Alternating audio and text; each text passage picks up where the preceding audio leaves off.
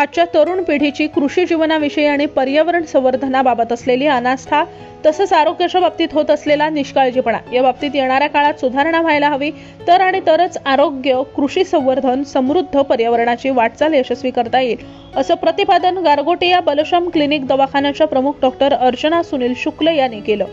त्या शाहू वाचनालय गारगोटीच्या सभागृहात डॉक्टर्स डे आणि कृषी दिनानिमित्त आयोजित केलेल्या रक्तदान शिबिर आणि वृक्ष वाटप कार्यक्रमात बोलत होत्या। या कार्यक्रमाला प्रमुख पाहुणे म्हणून ज्येष्ठ डॉक्टर के.ए. मोनिन यांची उपस्थिती लाभली होती।